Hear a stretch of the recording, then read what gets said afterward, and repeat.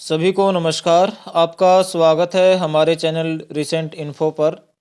जैसा कि आप सभी को पता है, हम यहाँ आपके लिए डेली का जो है वो अपडेट लेकर आते हैं, जो आपकी परीक्षाओं के लिए बहुत उपयोगी होता है। तो आज हम जो अपडेट देखेंगे वो देखेंगे 1 और 2 फरवरी का देखेंगे। सॉरी, ये गलत लिखा गया यहाँ पर, जनवरी मिस टाइपिंग हो गई। तो 1 और 2 फरवरी का हम देखेंगे, ठीक है। इससे पहले हमने 31 जनवरी का जो अपडेट है वो इससे पहले किया था। 31 जनवरी तक शाम तक जो जो भी घटनाएं हुई थी वो हमने देख ली थी पहले। तो हम वैसे तो हम 2 दिनों का एक वीडियो बनाते हैं, लेकिन जनवरी का जो एक ही दिन बचा था 31 जनवरी, तो हमने एक ही दिन का जो अपडेट है वो दिया है इस वीडियो में, 31 जनवरी वाले में। तो यदि आपने उसे नहीं देखा तो आप प्ले लिस्ट में जाकर उसको देख सकते हैं। और यदि आप चैनल पर नए हैं तो चैनल को सब्सक्राइब अवश्य करें, साथ में बेल आइकन भी दबाएं ताकि हम जो भी आगे वीडियो अपलोड करें उसका नोटिफिकेशन आपको मिले। और वीडियो पसंद आता तो लाइक अवश्य करें और अपने फ्रेंड्स के साथ शेयर करें ताकि उनको भी कुछ बेनिफिट हो जाए। चलिए शुरू करते हैं बिना किसी देरी के। तो आज का जो हमारा अपडेट है वो है 1 और 2 फरवरी का। 1 और 2 फरवरी का अपडेट है ये। जनवरी गलती से मिस टाइप हो गया, ध्यान नहीं रहा। चलिए, सबसे पहले है अंतरिम बजट 2024। वैसे ये जो साल के प्रारंभ में जो बजट अनुमानित क्या क्या लग सकता है वो बजट पेश किया जाता है, तो उसको वैसे हम अंतरिम बजट बोलते हैं, ठीक है। पूर्ण बजट या अंशकालिक बजट, उसका जैसे कुछ नाम होता है ना कि इस बजट को क्या बोलते हैं, इसका नाम जो है वो अंतरिम बजट है। और ये 2024 में किस मंत्रालय को सबसे अधिक बजट आवंटित किया गया है, यानी ये जो अंतरिम बजट 2024 जारी किया गया, इसमें किस मंत्रालय को सबसे ज़्यादा मतलब धनराशि या सबसे ज़्यादा बजट मिला है वो आपको बताना है। Which ministry was allocated the highest budget in the interim budget 2024। तो ऑप्शन में दिए यहाँ पे मिनिस्ट्री ऑफ डिफेंस यानी रक्षा मंत्रालय, या फिर मिनिस्ट्री ऑफ एजुकेशन यानी शिक्षा मंत्रालय। तो किस मंत्रालय को ज़्यादा बजट दिया है? ये दिया है मिनिस्ट्री ऑफ डिफेंस यानी रक्षा मंत्रालय को ज़्यादा बजट जो है वो आवंटित किया है। अभी हमारे जो रक्षा मंत्री कौन है? वो है राजनाथ सिंह। चलिए आगे चलते हैं। किस राज्य सरकार ने फाइलेरिया को ख़त्म करने के लिए सामूहिक औषधि प्रशासन अभियान शुरू करने का निर्णय लिया है? Which state government has decided to launch a mass drug administration campaign to eliminate filariasis. English मेरी कमज़ोर है, आप देख लीजिएगा। तो ऑप्शन में आपको कौन से दिए हैं? मध्य प्रदेश या फिर उत्तर प्रदेश। तो किसने आरंभ किया है? ये किया है उत्तर प्रदेश ने। किसके लिए? फाइलेरिया को ख़त्म करने के लिए सामूहिक औषधि प्रशासन अभियान शुरू किया है उत्तर प्रदेश सरकार ने। उत्तर प्रदेश के जो वर्तमान मुख्यमंत्री हैं वो हैं योगी आदित्यनाथ जी। योगी आदित्यनाथ नाथ संप्रदाय से आते हैं। चलिए आगे चलते हैं। आरबीआई ने हाल ही में किस पेमेंट बैंक पर नए प्रतिबंध लगाने की घोषणा की है? कि आरबीआई के जो रूल रेगुलेशंस हैं उनका उल्लंघन किया इसने, तो इसलिए आरबीआई ने सख्त कार्रवाई करते हुए इस पर प्रतिबंध लगाने की घोषणा कर दिया। तो कौन सा बैंक है ये, आप बताइए। तो RBI has recently announced to impose new restriction on which payment bank. तो पेटीएम पेमेंट बैंक या फिर एयरटेल पेमेंट बैंक। तो किस पर की है? ये की है पेटीएम पेमेंट बैंक, ठीक है। पेटीएम पेमेंट बैंक पर प्रतिबंध लगाने की घोषणा कर दी है। और यदि आपने पेटीएम में अपना जो अकाउंट बना रखा है, अपना खाता खोल रखा है, तो आपके पास मैसेज भी आया होगा कि 29 फरवरी के बाद जो लेन देन नहीं किया जा सकेगा आपके अकाउंट में। चलिए आगे चलते हैं। एशियाई क्रिकेट परिषद के अध्यक्ष के रूप में किसे पुनः नियुक्त किया गया है? ये 2 बार पहले बन चुके थे, अब तीसरी बार फिर नॉमिनेट हुए हैं। तो कौन है ये बताइए। Who has been reappointed as the president of Asian Cricket Council. तो कौन है ये? कपिल देव या फिर जय शाह। तो ये कौन है जो पुनः नियुक्त हुए हैं? जय शाह। ये अमित शाह जो हमारे गृह मंत्रालय जिनके अधीन है, अमित शाह के बेटे हैं ये जय शाह। चलिए आगे चलते हैं। झारखंड का नया मुख्यमंत्री कौन होगा? Who will be the new chief minister of Jharkhand. तो झारखंड में जो मुख्यमंत्री थे हेमंत सोरेन, उनको ईडी ने गिरफ्तार कर लिया है, ठीक है। तो अब झारखंड के नए मुख्यमंत्री हैं वो शपथ लेंगे या ले ली है उन्होंने। तो उनका नाम है, कौन, क्या नाम है आप बताइए, चंपई सोरेन या सीपी राधाकृष्णन। तो उनका नाम क्या है, चंपई सोरेन। चंपई सोरेन ने झारखंड के नए मुख्यमंत्री के रूप में शपथ लिए, चंपई सोरेन। चलिए आगे चलते हैं। आगे है संघ लोक सेवा आयोग के नए सदस्य मनोनीत हुए हैं, कौन हुए हैं आपको बताना है। Who has become the new member of union public service commission UPSC, ठीक है, विनीत राय या फिर संजय वर्मा। तो किनको नया सदस्य बनाया गया है यूपीएससी का, तो ये बनाया गया है संजय वर्मा को, ठीक है, संजय वर्मा। चलिए आगे चलते हैं। 16वें वित्त आयोग में कितने पूर्णकालिक सदस्यों की नियुक्ति की गई है। How many full time members have been appointed in the 16th finance commission. तो कितने सदस्यों की नियुक्ति की गई है, 4 या 6। तो कितने सदस्यों की नियुक्ति की गई है, 4 सदस्यों की, ठीक है। इनमें से 3 पूर्वकालिक हैं, पहले के ही हैं, एक नए हैं। तो 4 सदस्यों की नियुक्ति की गई है 16वें वित्त आयोग में पूर्णकालिक सदस्यों के रूप में। आगे है भारतीय नौसेना ने किस वर्ष को नौसेना असैन्य वर्ष घोषित किया है। Which year has been declared by the Indian Navy as navy civilian year. यानी नौसेना नागरिक जो वर्ष है वो किस वर्ष को घोषित किया भारतीय नौसेना ने, 2023 को या 24 को। तो ये जो घोषित किया है ये किया है 2024 को, ठीक है। 2024 को भारतीय नौसेना ने नौसेना असैन्य वर्ष घोषित किया है। और 2024 को यूएन ने नेशनल कैमलेट्स डे भी घोषित किया है, इंटरनेशनल कैमलेट्स डे यानी ऊँटों का दिवस। चलिए आगे चलते हैं। कहाँ उत्तर भारत का पहला मानव डीएनए बैंक बनाया जाएगा। Where will north India's first human DNA bank be created. तो कहाँ बनाया जाएगा, आपको ऑप्शन में दिए हैं, जेएनयू जवाहरलाल यूनिवर्सिटी या बीएचयू बनारस हिंदू विश्वविद्यालय। तो कहाँ बनाया जाएगा, तो ये बनाया जाएगा बनारस हिंदू विश्वविद्यालय, ठीक है। और बीएचयू का एक और खबर आई थी कि बीएचयू पहला विश्वविद्यालय बना है जो भगवत गीता है उसका उर्दू में अनुवाद हुआ है। तो उर्दू में जो अनुवाद किया गया है उस पर शोध करने वाला पहला विश्वविद्यालय बीएचयू बना है। आगे है भारत के पहले बीच साइड स्टार्टअप फेस्ट का आयोजन कहाँ किया गया है। Where has India's first beach side startup fest been organised. कहाँ पर किया गया है आपको बताना है। तो ऑप्शन में दिए हैं मैंगलोर या फिर गोवा। तो कहाँ पर किया गया है, ये किया गया है मैंगलोर में। मैंगलोर कहाँ पर पड़ता है, कर्नाटक में पड़ता है, कर्नाटक का एक जिला है मैंगलोर। चलिए आगे चलते हैं। किस बॉलीवुड अभिनेता को प्रतिष्ठित चैंपियंस ऑफ चेंज अवार्ड से सम्मानित किया गया है। Which Bollywood actor has been honoured with the prestigious champion of change award. तो किसको सम्मानित किया गया इस अवार्ड से, ऑप्शन में दे रखे हैं विकी कौशल या फिर सोनू सूद। तो किसको किया है, ये किया है सोनू सूद को, ठीक है। सोनू सूद को ये चैंपियन ऑफ चेंज अवार्ड से सम्मानित किया गया है। आगे है 67वीं Akhil Bharatiya police duty meet का आयोजन किस शहर में किया जाएगा। In which city will the 67th all India police duty meet be organised. तो कहाँ पर किया जाएगा, तो लखनऊ में या फिर सूरत में। तो कहाँ पर किया जाएगा, ये किया जाएगा लखनऊ में। लखनऊ कहाँ पर पड़ता है, उत्तर प्रदेश में। लखनऊ उत्तर प्रदेश में पड़ता है और लखनऊ में ही पहली AICTE भी बन रही है। अच्छा, और जो सूरत का हवाई अड्डा है, सूरत इंटरनेशनल एयरपोर्ट, उसको इंटरनेशनल एयरपोर्ट के रूप में मान्यता मिल गई है सूरत हवाई अड्डे को। चलिए आगे चलते हैं। Uttarakhand uniform civil code committee के अध्यक्ष कौन है। Who is the chairman of Uttarakhand uniform civil code committee. Option में दिए हैं पुष्कर सिंह धामी या फिर रंजना प्रकाश देसाई। तो कौन है इसके जो अध्यक्ष हैं, तो इसके अध्यक्ष हैं रंजना प्रकाश देसाई, इसके अध्यक्ष हैं। उत्तराखंड पहला ऐसा राज्य होगा जो UCC लागू करेगा, ठीक है। तो और इसके जो मुख्यमंत्री हैं वो है पुष्कर सिंह धामी। ये जो इस कमेटी जो UCC के लिए कमेटी बनाई गई थी उसने जितने भी सिफारिशें की थी सबको पुष्कर सिंह धामी जो उत्तराखंड के मुख्यमंत्री इन्होंने मंजूरी दे दी है।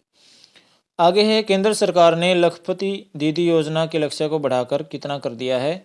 How much has the central government increased the target of लखपति दीदी योजना?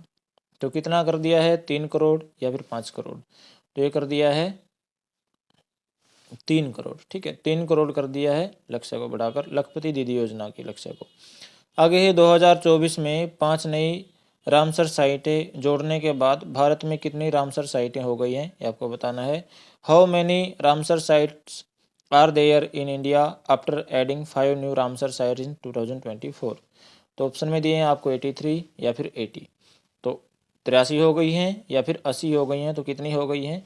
ये हो गई हैं 80। ठीक है, पहले 75 थी, अब 2 तमिलनाडु की और 3 कर्नाटक की और जोड़ी गई हैं, तो 75 और 5 80 हो गई हैं। और सबसे ज़्यादा जो रामसर साइटें हैं वो 16 साइटें तमिलनाडु में हैं, तो सबसे ज़्यादा रिकॉर्ड तमिलनाडु के नाम। आगे, वित्त वर्ष 2024-25 के लिए अंतरिम बजट में राजकोषीय घाटे का लक्ष्य क्या रखा गया है? What is the fiscal deficit target set in the interim budget for the financial year 2025 4-5? GDP का 5.1% या फिर जीडीपी का 6.1%? तो क्या रखा गया है राजकोषीय घाटे का लक्ष्य? तो ये रखा गया है 5.1% ऑफ जीडीपी, यानी जो हमारी जीडीपी है उसका 5.1% जो लक्ष्य रखा गया है राजकोषीय घाटे का। ठीक है, और अगले 2025-26 में ये रखने की संभावना है 4.5%। आगे, सरकार ने मुख्य हाइड्रोग्राफर किसे नियुक्त किया गया है?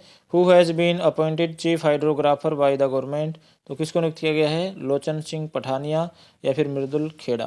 तो किसको नियुक्त किया गया है? ये नियुक्त किया गया लोचन सिंह पठानिया।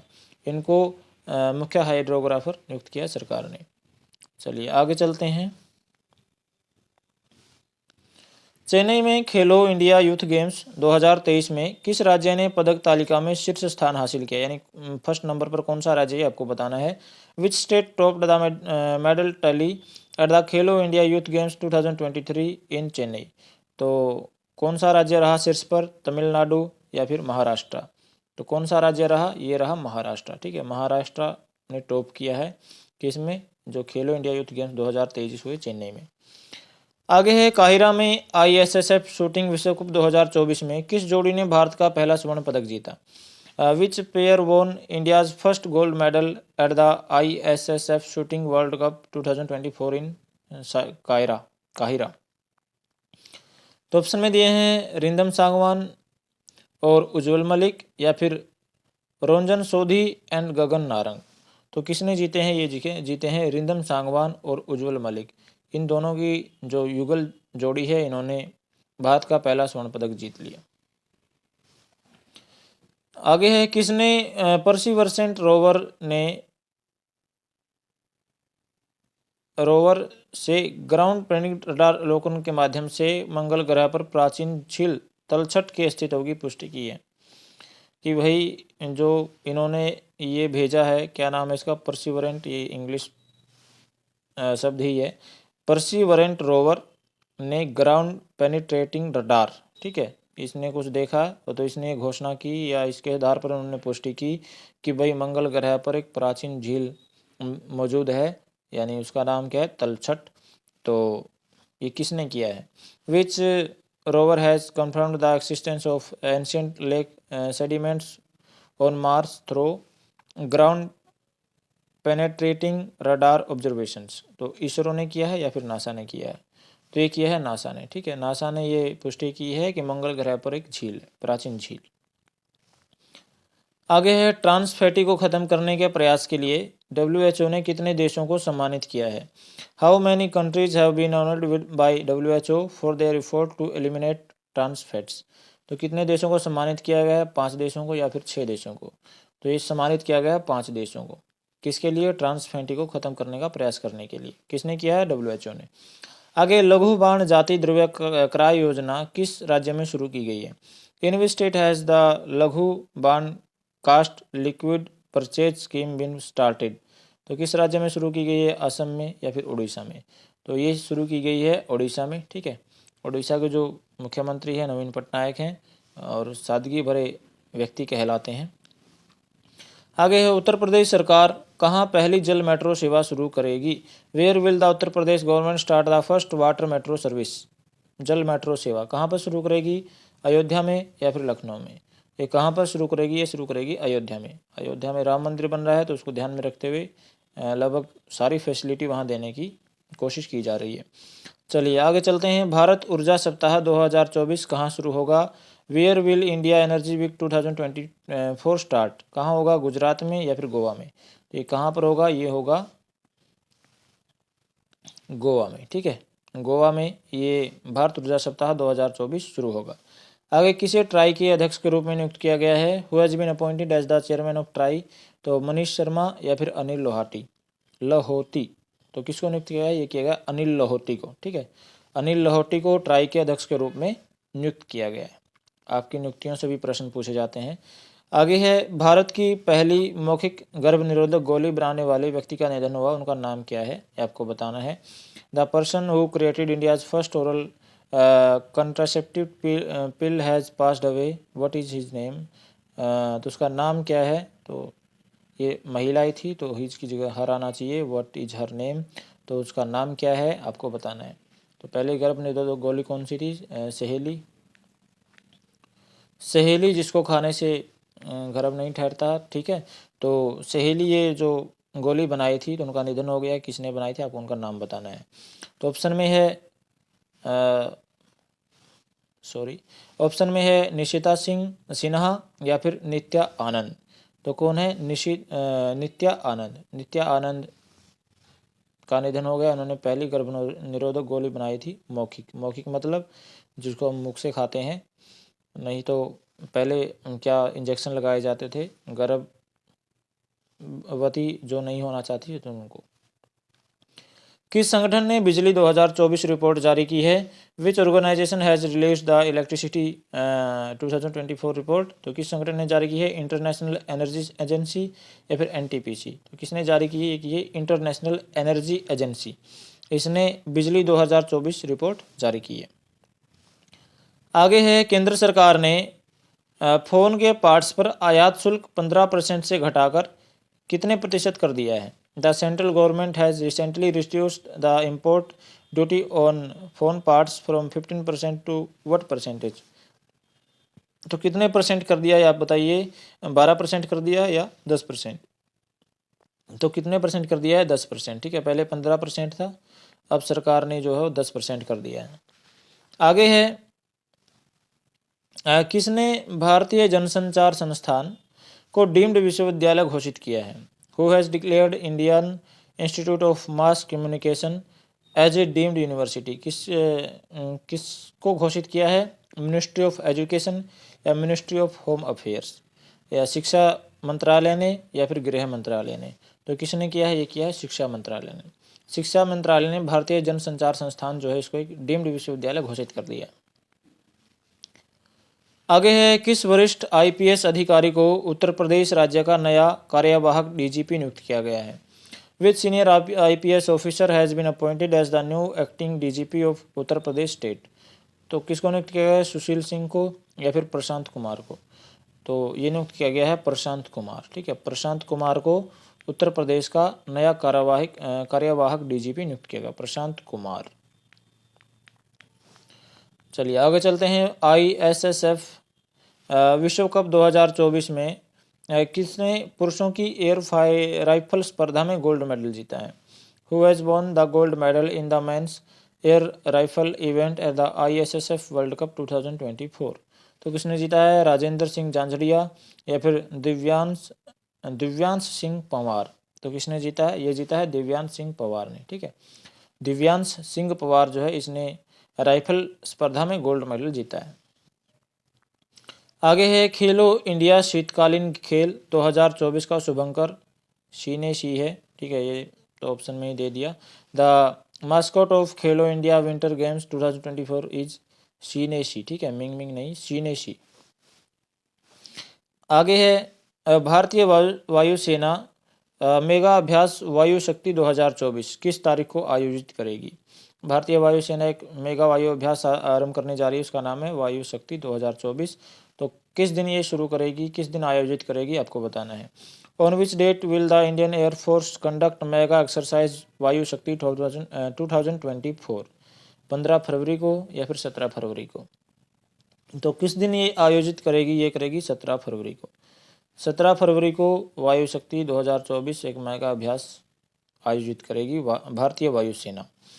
आगे, आगामी 2024 पेरिस ओलंपिक खेलों के लिए मसाल वाहक के रूप में किसे चुना गया है?